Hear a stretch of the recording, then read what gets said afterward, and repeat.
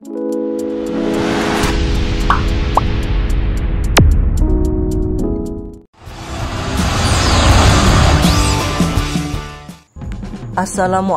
warahmatullahi wabarakatuh. Hai sobat Lebaranpedia, gimana puasanya kemarin? Semoga tidak ada yang bolong ya.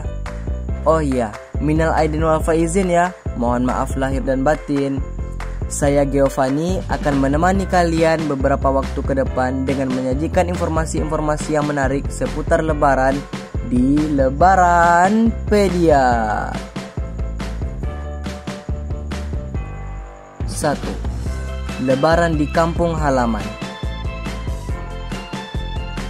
Pertama, kita akan bahas tentang Lebaran di kampung halaman, yaitu di Indonesia.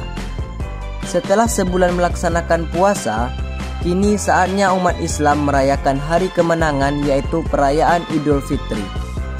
Di Indonesia sendiri terdapat banyak tradisi dari daerah-daerah setempat saat Lebaran yang berbeda-beda. Pada umumnya, perayaan Idul Fitri di Indonesia ditandai dengan mengumandangkan takbir pada malam menjelang Idul Fitri. Tradisi mengumandangkan takbir pada malam sebelum Hari Raya Idul Fitri biasanya dilakukan di masjid-masjid maupun arak-arakan keliling kampung dengan membawa beduk. Halal bihalal dan sungkeman merupakan momen silaturahmi dengan keluarga, sahabat, dan tetangga dengan saling memohon maaf. Dan yang tidak pernah tinggal yaitu mudik. Hal pertama yang muncul ketika kata Lebaran disebut adalah mudik. Mudik menjadi agenda wajib masyarakat Indonesia, terutama bagi umat muslim yang tinggal jauh di luar kampung halaman. Mudik dilakukan dengan tujuan agar dapat berkumpul dan merayakan Idul Fitri bersama keluarga besar di kampung.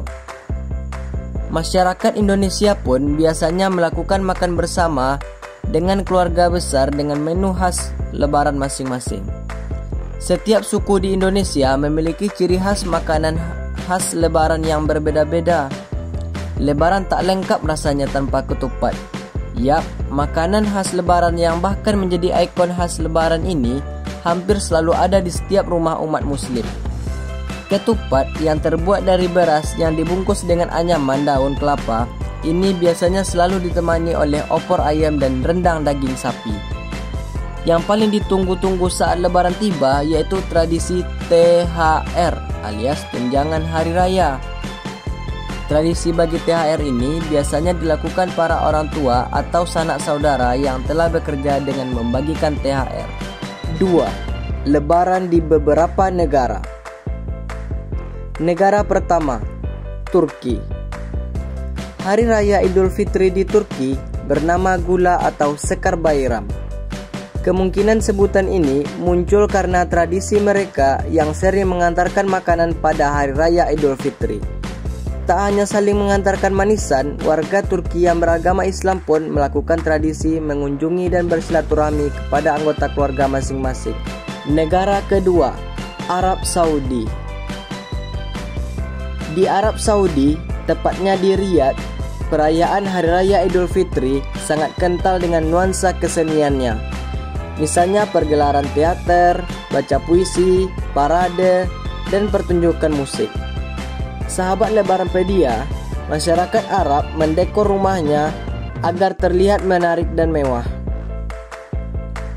Makanan khas Lebarannya yaitu daging domba yang dicampur nasi dan sayuran tradisional.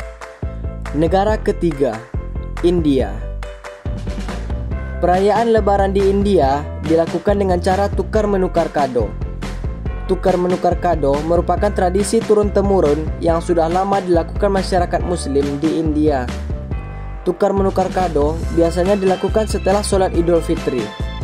Tradisi tersebut disertai juga oleh pemberian angpau yang berisi sejumlah uang yang diberikan kepada anak-anak kecil. Negara keempat, Afghanistan. Di Afghanistan, perayaan Idul Fitri dibuka dengan perang telur. Para pria akan berkumpul di taman-taman dengan telur yang sudah dimasak.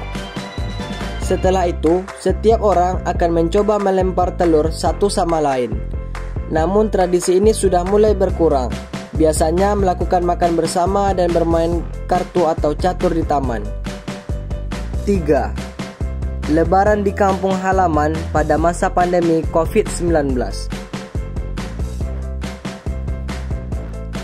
Setelah menjalani puasa Ramadan selama 1 bulan penuh, tiba saatnya bagi umat muslim untuk merayakan hari kemenangan. Walaupun masih diliputi pandemi COVID-19, Lebaran tetap bisa dijalani dengan rasa syukur dan penuh sukacita.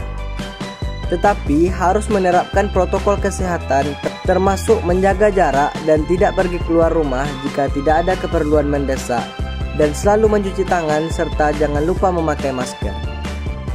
Perbedaan yang sangat terasa saat Lebaran di masa pandemi yaitu merayakan malam takbiran di rumah saja. Biasanya takbiran di masjid atau keliling kampung dengan membawa obor sambil mengumandangkan takbir. Sholat Idul Fitri yang dilakukan secara berjamaah, tetapi setiap orang berjarak 1,5 meter dengan orang lain. Bahkan ada di lokasi yang mengalami zona merah, tidak dibolehkan sholat Idul Fitri di masjid dan dilakukan sendirian atau bersama anggota keluarga di rumah.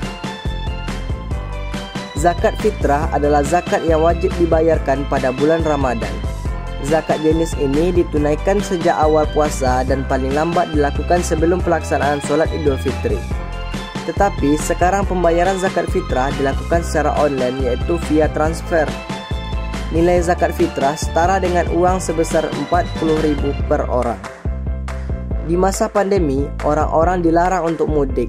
Jadi silaturahmi dengan keluarga yang tinggal jauh dari kita dilakukan melalui online, seperti teleponan atau video call. 4. Menu Lebaran unik di berbagai negara. 1. Lasida dari Maroko. Makanan khas Lebaran yang pertama adalah lasida yang berasal dari Maroko. Pada hari raya Idul Fitri, penduduk muslim Maroko akan memulai harinya dengan makan lasida. Lasida sendiri adalah sebuah hidangan yang memiliki tampilan mirip dengan puding beras. Lasida terbuat dari saus-saus yang diberi rasa manis oleh mentega dan madu. Makanan khas Lebaran lasida biasanya disajikan bersama dengan beberapa kudapan pendamping seperti buah ara, kacang pistachio, buah pomegranat, dan secangkir teh. 2. Kak dari Mesir. Kak adalah salah satu makanan khas Lebaran populer asal Mesir yang keberadaannya sudah ada sejak tahun 1540 sampai 1570 sebelum Masehi. Kak menjadi kudapan yang wajib ada dalam perayaan Idul Fitri. Kak sendiri adalah kue berbentuk bulat dengan isian kacang dan diberi taburan gula halus. Kak diketahui memiliki kandungan kalori yang rendah, namun memiliki protein dan karbohidrat yang baik untuk tubuh. Inilah salah satu alasan mengapa kak sangat dicintai oleh rakyat Mesir. 3. Sir kurma dari India. Sir kurma berarti susu dan kurma, yang disajikan pada pagi hari sebagai sarapan setelah melakukan sholat Id. Sir kurma bercita rasa manis dengan bahan-bahan utama yang terdiri dari bihun, kurma, susu, gula, dan tambahan lain seperti kacang almond, cengkeh, kunyit, kismis, kapulaga, hingga air mawar yang bisa ditambahkan sesuai dengan selera masing-masing. 4. Bolani dari Afghanistan. Untuk makanan khas Lebaran di negara ini, bolani menjadi unggulannya. Bolani adalah makanan tradisional yang tidak hanya disukai oleh anak-anak, tetapi juga para orang tua di berbagai kalangan. Bolani adalah roti yang dipanggang atau digoreng dengan isian sayur hijau. Selain berisi sayuran, bolani juga biasanya ditambahkan dengan kacang-kacangan, kentang, dan yogurt. 5. Lamian dari Cina. Makanan khas Lebaran yang kelima adalah lamian, yang berasal dari negara Cina. Lamian adalah makanan khas lebaran umat muslim di Cina yang memiliki cita rasa super lezat. Setiap tahunnya, jumlah umat muslim di Cina mengalami pertumbuhan yang cukup signifikan. Dan saat merayakan lebaran, mereka biasanya mengonsumsi lamian. Sup lamian adalah makanan yang terbuat dari tepung terigu. Adonan tepung ditarik menggunakan tangan hingga menjadi helaian-helaian panjang. Lamian biasanya disajikan bersama dengan kuah pedas, tahu, dan daging. Menu lebaran dari beberapa negara tadi menutup perjumpaan kita pada hari ini. Saya Giovanni pamit undur diri, sampai jumpa. Wassalamualaikum warahmatullahi wabarakatuh.